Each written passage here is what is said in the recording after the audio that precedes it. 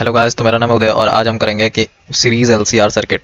तो series LCR circuit की frequency और जो हमारा करंट होगा उनके बीच में एक ग्राफ बनेगा। तो इसका सर्किट डायग्राम कुछ ऐसा होगा कि हम पहले एक फंक्शन जनरेटर लगा लेंगे।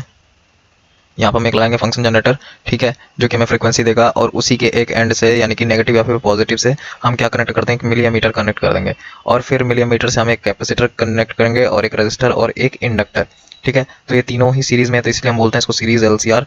अब ये जो एलसीआर है ये कैसे भी हो सकता है, मतलब कि इसको हम पहले रख दें इस और फिर कैपेसिटर को बाद में रख दें, फिर कैपेसिटर को पहले रख दें, इसको बाद में रख दें, ऐसा हम इसमें कर सकते हैं। अभी हम इसका प्रैक्टिकली परफॉर्म करेंगे, उससे पहले हम ये देख लेते हैं कि इसमें हमें करना क्या है। एक्चुअली इसमें करना क्या है, तो देखो यहाँ से हम फ्रीक्वेंसी का जो फॉर्मूला ये निकलेगा, फ्रीक्वेंसी का ये जो फॉर्मूला है, इसमें हम एल जो हमने लिया है यहाँ पे यूज़ किया। हमने क्या क्या यूज़ किया, पहले तो सिग्नल जनरेटर यानी कि फंक्शन जनरेटर, एक इंडक्टर जो कि 100 मिली हेनरी का है उसको यूज़ किया है, एक रेजिस्टेंस यूज़ किया है जो कि 100 ओम का है, और एक कैपेसिटर यूज़ किया है 0.1 माइक्रोफैरड का, और फिर एक मिलीमीटर यूज़ किया और एक कनेक्टिंग वायर, ठीक है। अब देखो इसमें हम पहले तो हम क्या करेंगे, इसमें एल जो हमने ले रखा है उसकी वैल्यू यहाँ पे पुट कर देंगे, ठीक है। तो हमने जैसे यहाँ पे एल ले रखा है 100 मिली हेनरी, तो इसको हम पुट करेंगे और कैपेसिटर की वैल्यू पुट करेंगे 0.1 माइक्रोफैरड, ये दोनों हम पुट करेंगे और यहाँ से फ्रीक्वेंसी को फाइंड कर लेंगे, ठीक है। तो नेक्स्ट स्लाइड में हम यहाँ से क्या करेंगे, फ्रीक्वेंसी को फाइंड करेंगे। तो देखो जैसे देख पा रहे हो कि यहाँ से हम फ्रीक्वेंसी को फाइंड कर लिया है। देखो यहाँ पे हम वैल्यू डाल दी है सारी, और यहाँ से हमने क्या किया, फ्रीक्वेंसी को फाइंड कर लिया। अब क्रिटिकल वैल्यू को जो ये आई है वहाँ पे हमारी क्या आनी चाहिए, प्रैक्टिकल वैल्यू भी इतनी ही आनी चाहिए, ठीक है, इसी के अप्रॉक्स में आनी चाहिए। और ये हमारा क्वालिटी फैक्टर है, क्वालिटी फैक्टर का फॉर्मूला है 2πf, यानी कि जो फ्रीक्वेंसी हमें हमने अभी निकाली है वो, और ये इंडक्टर की वैल्यू और ये रेजिस्टेंस की वैल्यू, ये हम निकालते हैं तो ये आता है हमारा 9.9852। अब क्वालिटी फैक्टर देखो हमें क्या बताता है, क्वालिटी फैक्टर से हमें ये पता चलता है कि कर्व, इसकी बात करें तो ये कर्व ऐसा बन रहा है। अगर हमारा क्वालिटी फैक्टर कुछ मतलब कि 5 के अलॉन्ग आता है तो हमारा कर्व ऐसा बनता। तो ये इसमें ये देख सकते हैं हमारा कर्व कितना झुका हुआ है, वो हम यहाँ से क्वालिटी फैक्टर से फाइंड कर सकते हैं, ठीक है। जितना ज़्यादा क्वालिटी फैक्टर होगा उतना अच्छा हमारा ग्राफ बनेगा, ठीक है। अब देखो नेक्स्ट स्लाइड में चलते हैं। तो नेक्स्ट स्लाइड में हमने ये सारी रीडिंग लिख रखी है। हम यहाँ पे जैसे जैसे फ्रीक्वेंसी बढ़ा रहे हैं वैसे वैसे हमारा करंट भी बढ़ रहा है। देखो जैसे जैसे फ्रीक्वेंसी बढ़ाते जा रहे हैं वैसे वैसे हमारा करंट इंक्रीज कर रहा है। अब एक पॉइंट ऐसा आ रहा है जहाँ पर हमारी फ्रीक्वेंसी बढ़ाने के बाद कम हो रही है। देखो जैसे ये पॉइंट हमारा मैक्सिमम पॉइंट हो गया। देखो ये जो पॉइंट निकला है ये मेरा क्या है, मैक्सिमम पॉइंट है। इस पॉइंट के बाद देखो इस पॉइंट की अगर बात देखें तो ये हमारा कम होना स्टार्ट हो गया। यहाँ से तो हमारा बढ़ रहा था, फिर यहाँ से क्या होगा, कम होना स्टार्ट हो गया। तो ये पॉइंट जो होगा ये मेरा मैक्सिमम पॉइंट होगा, और इस पॉइंट पे हमारी फ्रीक्वेंसी कितनी आ रही है, 1.58 किलो हर्ट्ज। अब ये हमारी क्या होगी, प्रैक्टिकल वैल्यू हो गई, ये हमारी क्या हो गई, प्रैक्टिकल हो गई। अब थ्योरेटिकल भी हमने निकाला था, वो आया था हमारा 5, वो कितनी आ रही है, तो एरर आ रहा है 1.59 माइनस 1.58, ठीक है। तो ये हमारा आ रहा है कुछ 0.01 एरर, ठीक है, 0.01 एरर, ये हमारा क्या है, एरर निकल गया। तो अब हम चलते हैं प्रैक्टिकल की तरफ, ठीक है। तो गाइस आज हम करेंगे सीरीज एलसीआर का सर्किट डायग्राम में जैसे कि आप देख पा रहे हैं यहाँ पे हमें एक फंक्शन जनरेटर लगाना है, उसके साथ साथ हमें एक मिलियमीटर लगाना है, और उसके बाद सीरीज में हम कैपेसिटर, रेजिस्टेंस और इंडक्टर ये हमें लगा देना सीरीज में। फिर उसके बाद हम इसका क्वालिटी फैक्टर निकालना है। क्वालिटी फैक्टर हमें ये बताता है कि जो हमने क्वालिटी फैक्टर निकालते हैं वो हमें बताता है कि हमारा ग्राफ कितना ज्यादा कर्व बना रहा है, ठीक है। तो ये हमें इस क्वालिटी फैक्टर से मिलेगा और इससे हम निकालेंगे मैक्सिमम फ्रीक्वेंसी निकालेंगे। तो देखो सीरीज में क्या होता है, सीरीज में हम फ्रीक्वेंसी बढ़ाते जाएंगे और हमारा करंट भी बढ़ता जाएगा, और एक पॉइंट ऐसा आएगा जहां पर हमारा जो करंट होगा वो मैक्सिमम होगा। उसी पॉइंट पे जो हमारा मैक्सिमम करंट होगा वही हमारी फ्रीक्वेंसी क्या होगी, वो ये कैलकुलेटेड फ्रीक्वेंसी के इक्वल हो जाएगी। ये हमें इसमें वेरीफाई करना है। तो जैसा कि आप देख पा रहे हैं ये हमारे पास आपने एक फंक्शन जनरेटर लिया है, ठीक है। और हम हमेशा फंक्शन जनरेटर में क्या करते हैं, साइन वेव लेते हैं, और ट्रायंगल वेव इसलिए ले लेते हैं क्योंकि हमें ट्रायंगल वेव एसी नहीं देता है, और साइन वेव हमें क्या देती है, एसी देती है। और यहाँ पे इसके दो आउटपुट हैं, एक नेगेटिव और एक पॉजिटिव। अब देखो ये हमें पूरा सेटअप इस सर्किट डायग्राम की तरह करना है। तो ये मेरा रहा फंक्शन जनरेटर जो कि आप यहाँ पे देख पा रहे हैं, ये मेरा फंक्शन जनरेटर हो गया।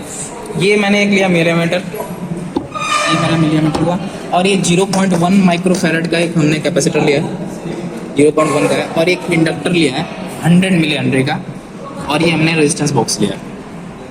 अब इन तीनों को हम कैसे भी अरेंजमेंट कर सकते हैं, या तो हम इंडक्टर को पहले रख दें, या फिर कैपेसिटर को पहले रख दें, या फिर कैपेसिटर को पहले रखते हैं इंडक्टर को बाद में रख दें, ऐसा हम अरेंजमेंट कर सकते हैं।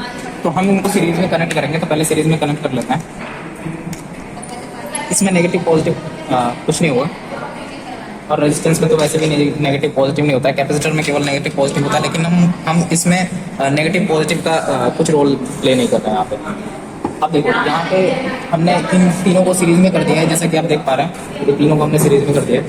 अब ये जो लास्ट वाला स्टैंड है, ये जो हमने फ्रीक्वेंसी दे रहे हैं उसके साथ जाएगा, उसके साथ जाएगा। और ये जो दूसरा वाला एंड बच गया, ये हमारा जो मिलीमीटर हमने लगा रखा है उसके साथ जाएगा। अब जो ये आउटपुट निकला है इस मिलीमीटर का, वो हमारे कैपेसिटर में जाएगा।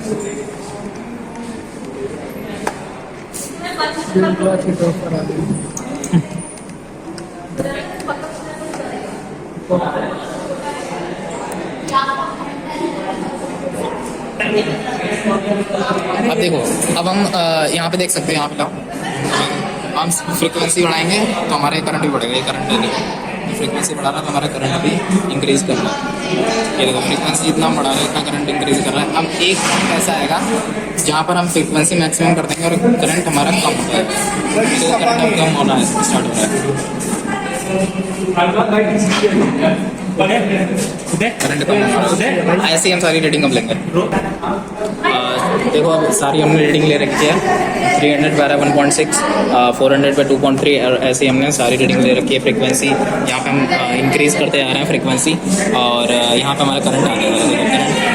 अब यहाँ पे एक ऐसी फ्रीक्वेंसी लेंगे जहाँ पे हमारा करंट डिक्रीज़ होना स्टार्ट हुआ है। तो यहाँ पे 17.9, उसके बाद देखो डिक्रीज़ करना स्टार्ट होगा 7.9 से 14.6, ठीक है। तो ये जो हमारी फ्रीक्वेंसी होगी 1.58, ये हमने लिया है, ये हमारी क्या आएगी, प्रैक्टिकल फ्रीक्वेंसी आएगी, ठीक है। अब हम निकालेंगे थ्योरेटिकल निकालने के लिए हमारा फॉर्मूला यूज होगा, frequency equals to 1/2 pi √LC। अब यहाँ पे L जो हमने लिया है, जो कि हमने इंडक्टर लिया है 100 मिली हेनरी, उसकी वैल्यू रखेंगे, और कैपेसिटर की वैल्यू रखेंगे 0.1 माइक्रोफेरेड, वो हमने रखा। अब ये सारा हम कैलकुलेट करेंगे तो हमारा आएगा 1.59 किलोहर्ट्ज। अब ये जो हमारी थ्योरेटिकल आई है और जो हमने प्रैक्टिकल निकाला, उसमें देखो पॉइंट का मार्जिन है, यहाँ पे 0.1 का मार्जिन आ रहा है और इसमें 0.1 का मार्जिन आ रहा है, तो ये मेरा एरर आ जाएगा, 0.01 हमारा एरर आ जाएगा। और क्वालिटी फैक्टर निकालने का हमारा फॉर्मूला होता है Q = 2 पाई, फ्रीक्वेंसी जो हमने अभी निकाल रखी वो, और इंडक्टर की वैल्यू, और अपॉन में रेजिस्टेंस हमने निकाला है, ठीक है। तो हम वहाँ से जितना हमने रेजिस्टेंस निकाला है, हमने जैसे यहाँ पे 100 ओम का रेजिस्टेंस निकाला है, देखो यहाँ पे देखिए रेजिस्टेंस बॉक्स में, यहाँ पे हमने जैसे 100 ओम का रेजिस्टेंस निकाला है, तो हमारा रेजिस्टेंस कितना आएगा 100 ओम। हमने 100 ओम यहाँ पे लिख दिया, और ये सारा वैल्यू हमने कैलकुलेट किया, तो ये हमारा क्वालिटी फैक्टर निकल गया। अब इसका हमें एक ग्राफ प्लॉट कर देना है, और यही हमारा इस तरीके से हमारा सीरीज़ प्रूव होता है। Thank you.